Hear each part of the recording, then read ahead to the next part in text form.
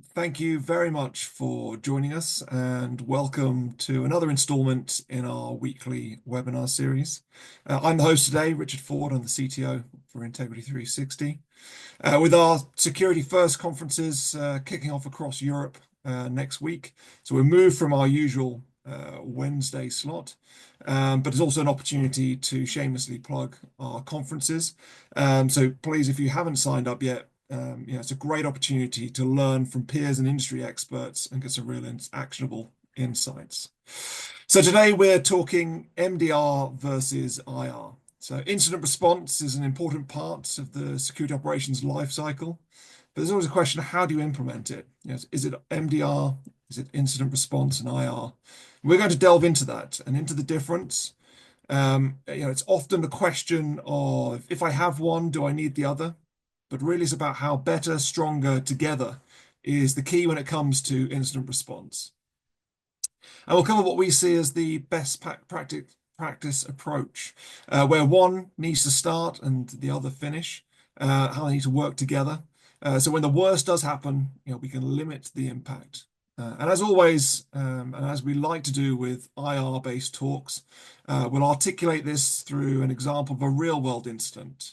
After all, we learn by mistakes, but it is far better to learn from others and make sure that we can defend ourselves as well as possible. So with that opening said, let me introduce the person that is best placed to talk about incident response and the person that most likely investigated the example incident, and that is Patrick Wragg. Patrick Wragg is our head of incident response at Integrity360 with a long career spanning over 12 years in incident response, all the way from the incident analyst to his current role as our head of incident response, all helping organizations in their time of need. Patrick has experience across public sector, commercial, and the defense sectors, and has advised on many MDR services. Patrick has countless certifications, including advanced incident response, memory forensics, threat detection, Windows forensics, and many, many more. So he's by far the expert in the virtual room. Welcome, Patrick. Thanks, Rich. So with the introductions done, we'll kick off, and over to you, Patrick. Great. So what I'm going to do here is go through a successful incident response process. So just to be clear, this is not an incident response service. This is in reference to the to an ideal incident response process, regardless of the breach, regardless of the incident. So the model there is what a lot of people might already recognize. So it's the SANS model, the preparation, identification, containment, eradication, recovery, and lessons learned. I could probably say that in my sleep, because I always come across that every day. But yeah, I'm just going to delve into each one of these and just show you what an ideal incident response process is. So starting with preparation. This is the initial scoping call of the incident. This is to assess severity, communication grid, and the initial plan.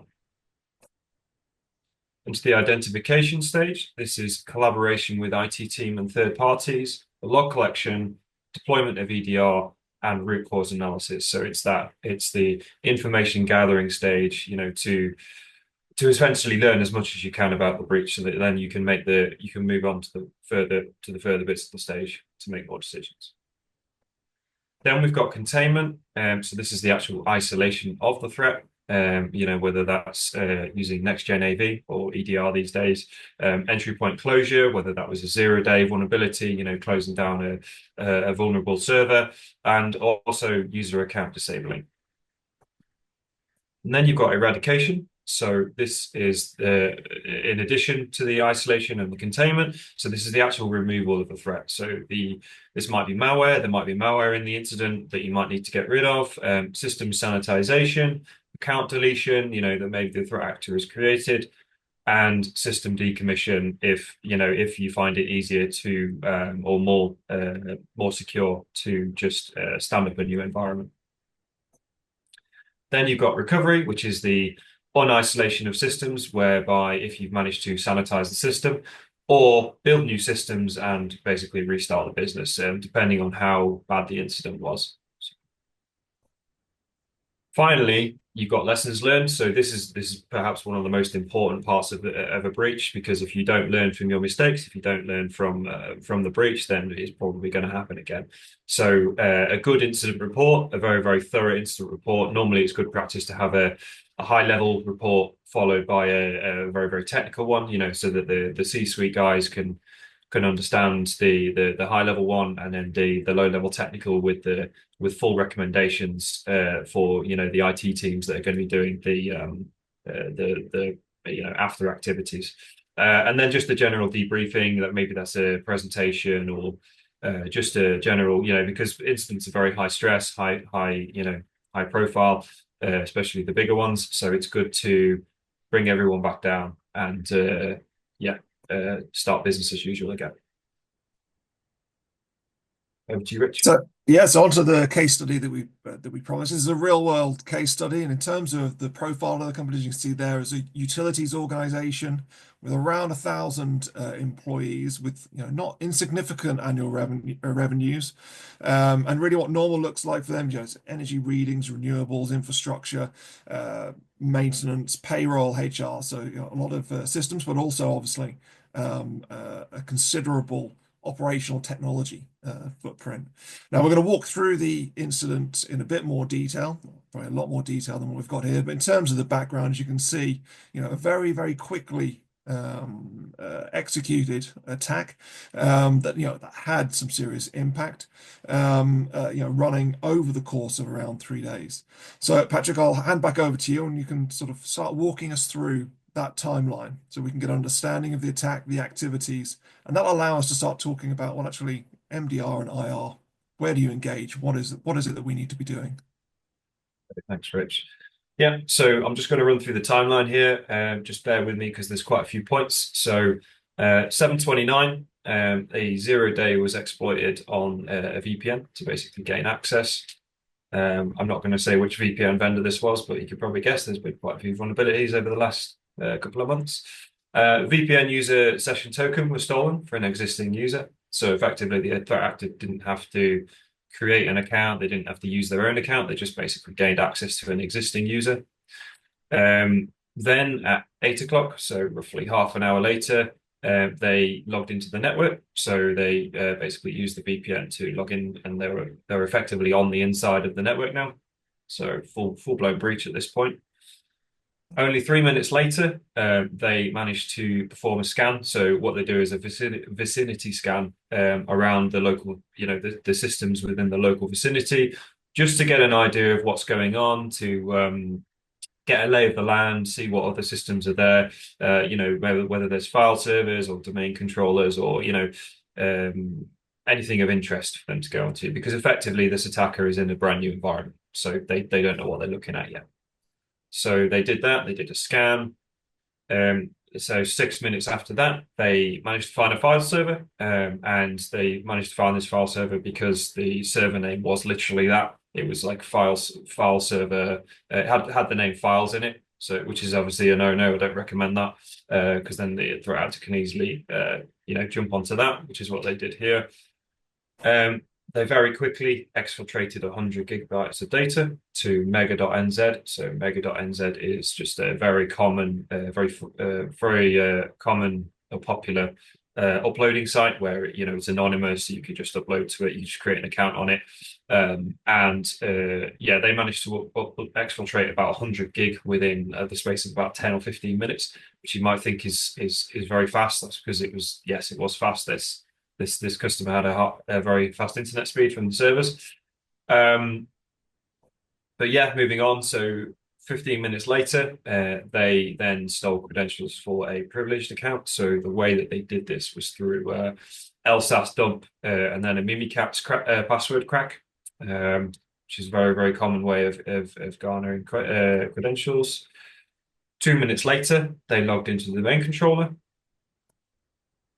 Then 6 minutes after that, after presumably looking through the customers' group policies and domain as a whole, they installed SmokeLoader on multiple systems. So SmokeLoader is a well-known backdoor It allows for command and control, remote code execution, pretty much just like TeamViewer, I guess. It allows exactly or full access to the systems, and it's quite hidden as well. So.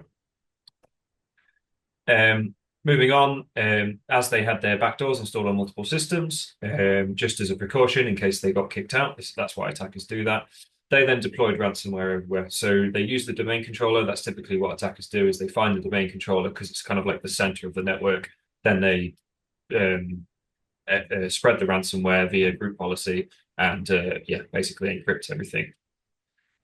At 9 o'clock, they then decided to add insult to injury and change all the user credentials in the domain. So not only was the attack, not only were files being encrypted left, right, and center, but all the user credentials in the domain changed, including the domain admin accounts and break glass accounts as well.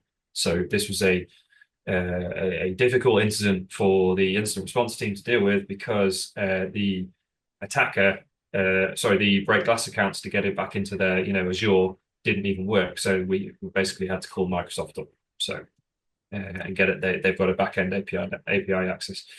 Then at 21:34, so 9:34, they started sending the victim employees blackmail messages. We saw voicemails, we saw social media posts, all kinds. They managed to find mobile numbers basically in the company directory. And then they disclosed the breach on the dark web, advertising around 6 passports that basically to prove that they had exfiltrated the data. And then finally, around an hour later, the mainstream media picked up about the breach because this was a well-known company and began publishing news articles about it. So this slide here, what me and Rich are going to do is we're kind of going to go through these one by one and just kind of say where MDR, where IR could help. I don't know, Rich, do you want to? Yeah, so so we're going back to the very start of the incident, and obviously, we've seen a successful incident. So we can look at the opportunities to prevent that from happening in the first place, where we could have detected it. What I don't want to do is spend loads of time on preventative platforms and tools because that's a different topic.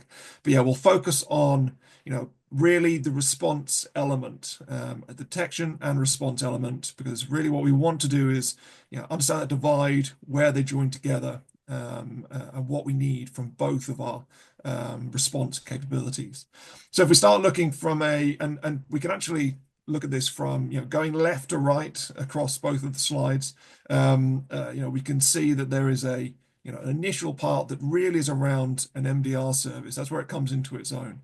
So if we look at probably very difficult to identify and detect a zero-day exploit across the VPN, and the theft of a session token for a user, but where we can start detecting and where we can start taking activity is around those logons, around that scan in the network, which is a very noisy step to take.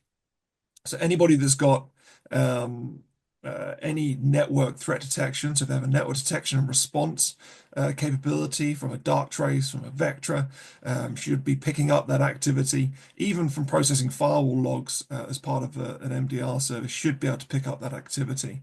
When we look at the logons onto the network, if we're seeing suspicious logons that don't fit that user profile, either through specific detections or whether it's any from a UEBA perspective, we can identify those. And when it comes to response, and we can obviously talk that through with the attackers logging onto the file server and even the exfiltration as well, looking for that exfiltration of data, plenty of tools in the environment that can help us identify that. But when we look at these, really the role of MDR is to be able to identify these as much as possible, piece them together so we can get as a fuller picture as possible. But when it comes to the response element, an MDR service is there to do the initial containment and disruption of that threat. So, with the objective and goal to be able to nip it in the bud to prevent any impact so we can kind of move on with our lives. So, seeing those logons, being able to disable that user account, reset passwords, and then we can move on with our lives too. Look at where we're seeing that activity, be able to contain and isolate specific machines so that we can go through the cleanup phases. So really shortcutting some of that incident response process. Now, what an MDR service won't do is go any further from that. And then if we start looking into the next phase of the attack, we can really see, we can, 95% of things we're going to hopefully be able to detect and respond to. It's impossible for us to, or any organization, any MDR provider, any operations team within an organization to say with confidence that they're going to be able to detect and mitigate 100% of activity. Particularly if it's an APT group that is intent on breaching an organization, they will keep knocking on the door until they've found a way in. So it's very important that we also look at the instant response element where we may have contained, we may have disrupted these threats, but actually there's a next step. So although in this instance, the organization was missing two key components, the managed detection and response, or just detection and response capability, should I say, and incident response capability. Obviously, they reached out, break glass. We still need to make sure that we've got both of those elements. So, Patrick, in terms of the IR or the major incident response, Yeah. Please talk us through that. Yeah, so granted that the MDR has kind of attempted to, quarantine the attack early on in the kill chain. There's always a chance there that the malware or the threat actor is persistent, and malware and threat actors these days, actually in the history of time, are always one step ahead. So they're just kind of reiterating what Rich said. There's always a chance that the attacker can get past the customer's existing, detections like Defender and whatever else they've got. So that's why you need IR. So in this case, at this kind of stage, the smoke loader stage, or the domain controller stage, once an attacker has gotten to the domain controller, you can kind of think of that as game over, because at that point they've got control of the whole domain, because that's the whole point of a domain controller. Obviously, it's a bit more complex if you're, more in the cloud. There's different devices that they would want to get onto, such as your Azure tenant or Google tenant. But most of the time, majority of companies are still on some form of Active Directory.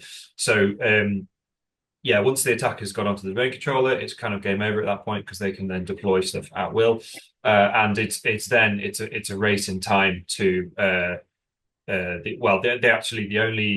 of the only kind of the most effective ways of eradicating a threat actor if they're on a domain controller is a full network lockdown, because then the attack at that stage, if the attacker's on the domain controller, it's likely they've also got backdoors elsewhere. Like in this case, they installed smoke loader within sort of 6 minutes on different machines as for a persistence method, and then deployed ransomware literally only 15 minutes later. So that's why the incident response team would come in, and the incident response team would have the experience and the kind of the know-how to advise the customer and say, look, guys, this is what you need to do. You need to shut this down, and explain why they need to shut it down, and as in isolation, like mass isolation, because at that point you're moving into disaster recovery territory.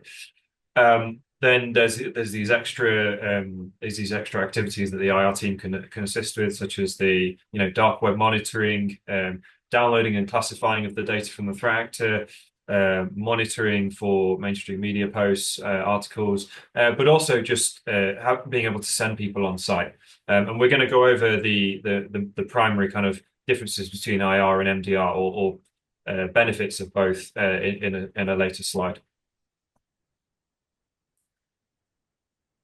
Just now, in fact. So, if we just really to, I guess, summarize, where do they fit in? What is the, if we look at MDR versus IR, what are the core incident response activities when it comes to an MDR service? So, obviously, it's the collection and analytics of the telemetry from across the environment, whether it's from the endpoint hosts, whether it's from EDRs, NDRs, and plenty of other DR-based technologies. It's carrying out the 24/7 monitoring, so the active monitoring for that threat, and carrying out that threat detection so we can identify it, and being in a position where we can do the analysis and investigation. So very taking it from what is initially a detected suspected threat, understanding whether it is something that we need to be concerned about, and understanding as much as possible. If we think back to that kill chain, each one of those elements, particularly on the first slide there, the first initial stages of the attack, we need to be in a position to try and piece together as many as possible so that we can understand actually this is a multi-stage attack, or the attack is still active in the environment. The MDR is also there to do the threat hunting. So, rather than being on the back foot and waiting from a reactionary point of view to respond to a threat that has been detected, getting on the front foot to do that proactive threat hunting to identify, where an attacker has been or is in the environment. And then lastly, the thing that we're talking about the most is around the response. So MDR is there to do the containment and the disruption of those threats. Beyond that, anything further, then we're stepping into the IR world. So Patrick, if you can talk us through really what and we talk about IR, we talk about major incident response. IR is that full process that Patrick talked about at the very start, that is the response to an incident, that all elements play a part of, but in particular, when the traditional and when your existing protection and detection capabilities have not been able to prevent and protect from that incursion by a threat actor. It's the break glass. We need to respond. So, what does that look like, Patrick? Yeah, so a really good incident response service is, I'd say the most important bit is the preparedness, and that's like 90% of the kind of the reason why you should get one. And the reason is because what they do, what a good service does, is they do onboarding. So a good onboarding service would include information gathering, so learning as much information about the organization as they can, so that when the incident happens, they know exactly what, server names, they know critical assets, they know communication matrices and so on, and just so they really know the customer inside and out. Establishing an invocation playbook, going through communication matrix. So, a good incident response service will want to liaise with the customer, want to come to an agreement on where they stand during that incident, because some customers want a incident response service to take the full front and center, completely command, whereas other companies want them to just provide the digital forensics. So it's good to know where you stand in that incident. So that includes roles and responsibilities, environment access, so pre-account access, and also pre-tool setup as well, and then forensics best practices as well, first responder training, and things like that. On the top right there. Yeah, just before you go on from that, Patrick, I just Yeah. can't stress really enough how important preparedness is. And even going back to the SANS framework for incident response, preparation is that first step. And yes, there's preparation when an incident occurs, to get the plan of action of how we're going to tackle that specific incident. But for me, it actually starts as an ongoing process to make sure that we're prepared to respond to an incident when it occurs. And as you say, Patrick, some of the most important things are forensics best practice, understanding what to do. Patrick, I know from the many conversations that we've had that in a lot of cases, an organization in that panic that's underprepared has taken steps which actually make the incident response process even harder, removing important artifacts that would allow us to understand, what was the root cause, what was how widespread are they across the environment. So, critically important. Yeah.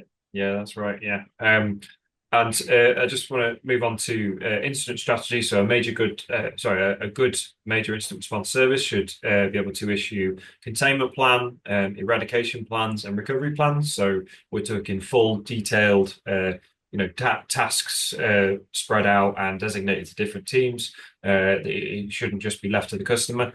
A good team should be able to take command on that, as well as C-suite legal and PR consulting as well. So often, what instrumental services will do is they might bring in a third party for the legal and PR side, but C-suite there should always be someone at director level to assist with that, business continuity and business management, because when an incident happens, a big one, the incident the company might have shareholders to report to, regulators, and so you need that kind of executive leadership assistance. Report and recommendations. So as I mentioned earlier, a good incident response process has the full report and recommendations. And then other areas that a major incident response service should cover is all kinds of digital forensics. So we're talking Internet of Things, mobile phones, tablets, obscure operating systems like IBM AIX, data exfiltration analysis. Obviously, with ransomware 2.0 or even 3.0 these days, data exfiltration is an absolute given. It's going to happen. Data classification. So that's when the data has been stolen and the attempt to download the data and then classify the data based on sensitivity, so GDPR and whatnot, PII, and then ransomware decryption if possible. And finally, threat intelligence is a major part of IR as well. With dark web and threat actor live monitoring is important because of the data exfiltration, and then malware reverse engineering as well, especially in the more APT type state-sponsored attacks, whereby the malware is unique. It's not just your off-the-shelf malware. Yeah. So as we kind of see, really this applying to that left to right kill chain process. But once a breach has been confirmed, now with the exception of preparedness, which we've kind of stressed how important it is, the other elements are sort of peri-incident in the ongoing approach, and that's really where major incident response comes into its own. The threat might have had its initial containment, but it is around that eradication plan, so guiding the organization and really stepping into the breach when needed to provide that that expertise and experience to minimize the impact. I mean, really, that's the goal here is to yes, we want to eradicate the threat actor from the environment, but we want to do it in a way that is least impactful. Again, going back to the preparedness, and from an element, just making sure that we're joined up. We want to make sure the actions we're taking doesn't trigger any further or immediate response or action from the threat actor. It's far too easy to spook them, so they act on their objectives quicker than they potentially would have initially. So really, it's a race. And we enjoy a car-based analogy, Integrity360. So on that basis, MDR, it's your brakes, it's your seatbelt, your ABS, traction control, it's your tires, all the things that are designed to stop you from crashing. But it's not, as anybody that watches F1 will know that they have all that technology. They have the driver skills and expertise, but on occasion they still crash. Incident response, is the safety and emergency teams and the ambulance and fire brigades that rush to the scene to make sure that the impact is as little as possible. There in case you crash overall. So if we look at that demarcation point, I think we've touched upon this a fair amount. We have the incident response process there from framework, the SANS incident response framework, and major incident response covers all elements of this, and is there to say when the worst happens to be able to support. And where managed detection response fits in is really carrying out that identification and that initial containment. But importantly, they all need to work together. We cannot have these entirely siloed. And if we go on to the next slide, Patrick. we can kind of look at, well, actually better together. So MDR and major incident response, we started talking about, is it MDR or is it IR? And actually, really, the answer is it has to be a combination of both fulfilling slightly different roles.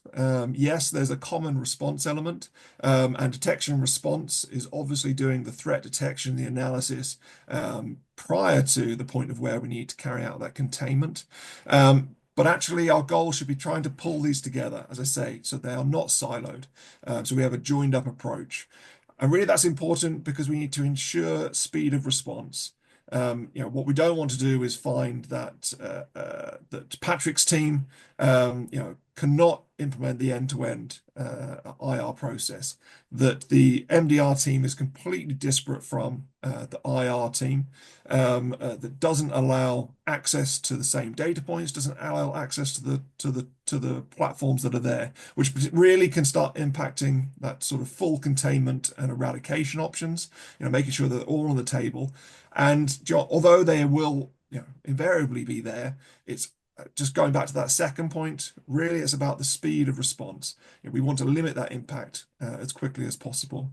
The other thing we need to do is make sure we're pulling these two teams together, and that just that is whether it's from one single provider, whether it's an in-house IR team, an external MDR team, or whether it's all from one single provider. We need to make sure that they are completely interlinked. So, and the starting point for that is the preparedness, that preparation stage that Patrick talked about, making sure that when we're building out our plans, how we're going to invoke IR, exactly how the teams are going to work together. And part of that is also the domain knowledge. An MDR team will have far more domain knowledge than an incident response team, but if we can line those up either through a joint team, joint service, or whether we can go through a process of whether that's continuously being iterated, or the plans and the playbooks are being updated by the MDR team as changes occur, then we're able to provide that domain knowledge as quickly as possible to the incident response team and allow them to work hand in hand. That is the key part of joining your MDR and major incident response teams together, so that it is fully from the outset a collaborative approach to incident response. That's going to allow us to respond quickly. That's going to allow us to minimize the impact, eradicate the threat actor from the environment, and allow organizations to get those lessons learned to prevent it from happening again in the future. So that is it from us in terms of walking through better together in terms of MDR versus IR. Again, please secure a spot at our Security First conferences that are coming up next week and into May from those that are joining us from South Africa. And we will open it up to any questions that anybody has.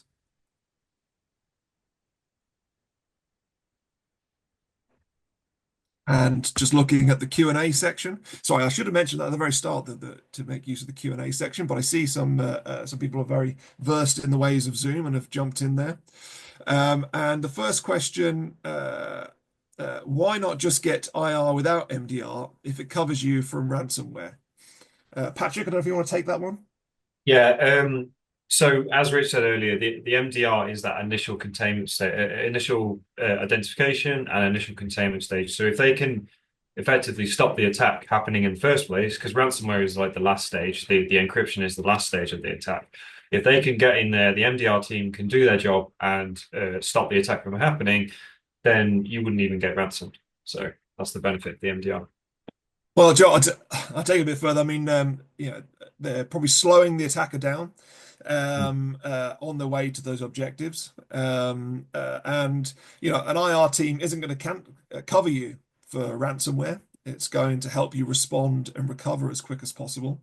And the other thing that having an MDR service, having a true security operations capability will do. And it was that kind of first point when we looked at IR versus MDR, and that is the collection, availability, and analysis of telemetry. That's really going to give Patrick and his team a foot up, particularly if we're I was going to say a skilled, but potentially not even really a skilled threat actor that is cleaning their tracks as they go. We need to make sure we're collecting that evidence, you know, in a single secure place, that it can't be removed or particularly easily removed by any threat actor, if at all, so that we're able to play back that timeline. That allows Patrick and the team to understand the root cause when we do the wash up afterwards. But that's also important to understand so we can see, is this an isolated incident around a user that's compromised, around a machine that's compromised, or is it spread across the entire environment? Patrick, I know we've spoken many times about different incidents, and some that have gone back, years in time, and the challenge of being able to identify that, that's the eradication piece, particularly if you've taken steps to, to, drastic steps to pull the internet to, remove that access. Are you confident that you removed all the persistent malware and backdoors that allow that command and control before you enable that? And really, that's going to come through that telemetry to help you know where you look. John, there's another question that I saw come in that we might jump to because I think it's pertinent to kind of that answer, which is what percentage of incidents require an on-site presence? And I guess I'll hand over to you in a second, Patrick. But I suppose a very valid point there is detection and response capability is going to be connected via the internet to allow that to happen. If you're in that the breach of where you need to take that drastic action to pull the plug on the internet, you have to have that on-site presence and to get there rapidly. But Patrick, I'll let you answer. What is the percentage of incidents that require an on-site presence?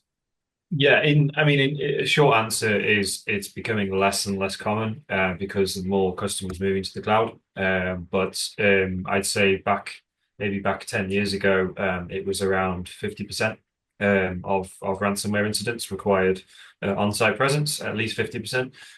Whereas I'd say this year, maybe last year, this year, we're probably only talking about 20% of incidents, and that's just purely because of the cloud, but also because of if the customer's got an MDR service, then all the logs are already been sent off to the MDR team, and obviously with the benefits of retention there, data retention as well, because attackers clearing logs and stuff is obviously bad.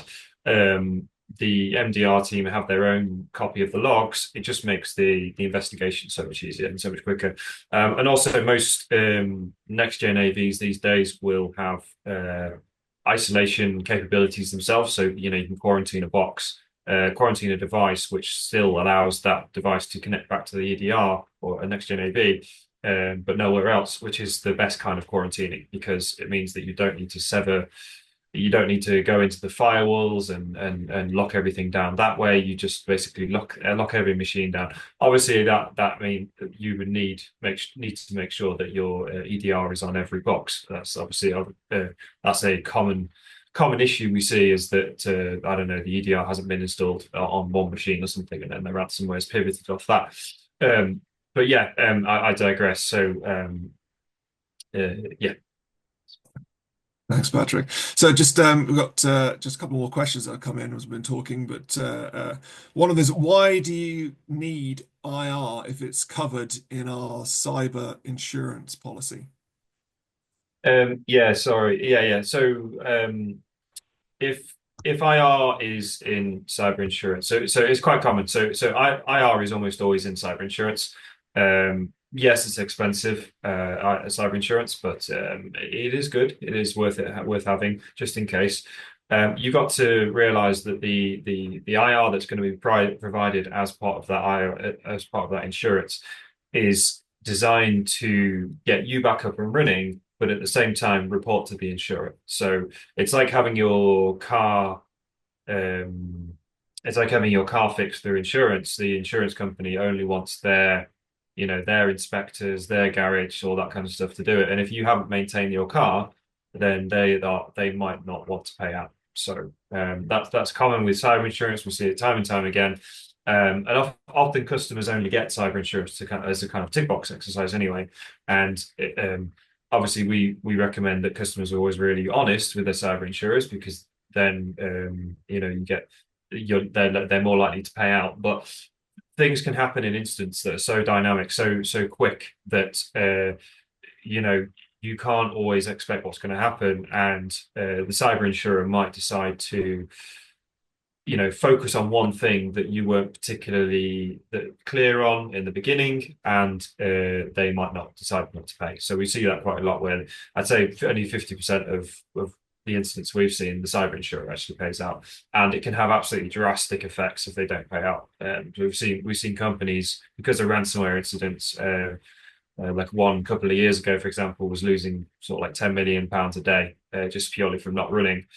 They went out of business within about 6 months. So because of this ransomware attack and because the insurer didn't pay out. So. Yeah. So I've got two more questions here that I think we're going to fit into the time. The first one is you're talking about whether the service is delivered by a single or separate vendors. Is there a preference for splitting this between providers or having all from a single partner? And I think I say that from the one hand, there's no wrong answer here. But I would say yeah, and actually it's how you approach it. So can you guarantee that the two organizations are going to work hand in glove with each other? Will the IR team have instant access to all the telemetry, all the data, and all the systems? Particularly where they're split between providers, that's very difficult to be able to guarantee, particularly if they're making use of proprietary technology as part of that. They're not always keen to provide and open up that access, and sometimes can't due to policy.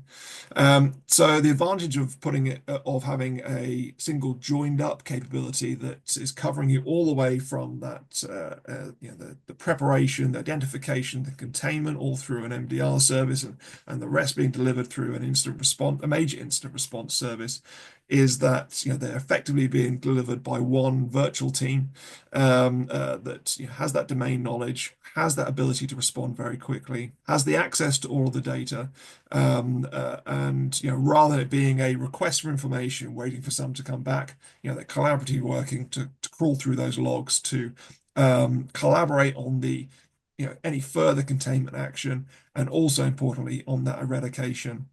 It also means that all of the lessons learned are flowing back into that service. So, whether it's strengthening the log collection, whether it's strengthening prevention capabilities, whether it's strengthening the detection capabilities to be able to look for what is potentially a very novel threat that hasn't been seen before. Just Patrick, I don't know if you've got anything else to add on to that. Yeah, just from my own personal experience. Sorry, I'm just checking. Yeah, I can still see myself.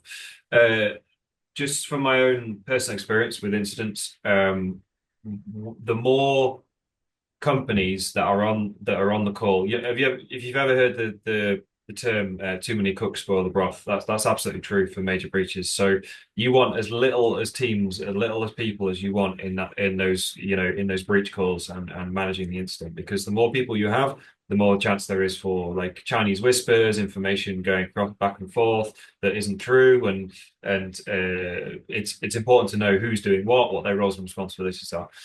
So from my personal experience during an incident, having like an IR and an MDR team that are part of the same vendor, so part of the same company, is like it's way better, because the communication's already there, the knowledge is already there, and the more third parties there are, the more messy it is.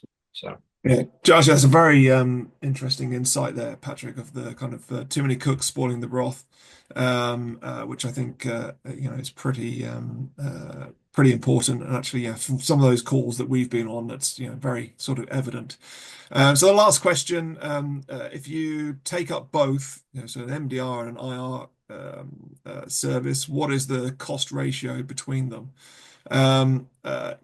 Potentially obviously everything is depends on size of environment, size of retainer, but really the IR element is a relatively small element or small cost in comparison to an MDR service. So really particularly as it's on demand, draw down against days. There shouldn't be any reason not to have an IR contract in place. In terms of our services, it's actually something that we include as part of our MDR services. So every MDR service that we provide includes full incident response as part of that. So we've been talking today about MDR or IR, and actually better together, and that's exactly what we deliver through our services. So that is all of our questions. Thank you very much for joining us and listening. If there are any further questions or anything that you'd like to touch upon, please reach out to myself or Patrick or to your account manager, and we'd be more than happy to help. And as always, we will send round a follow-up to this with any additional information. Thank you very Great. much. Thank you, Thanks Patrick. all. Cheers all. Bye. Thanks.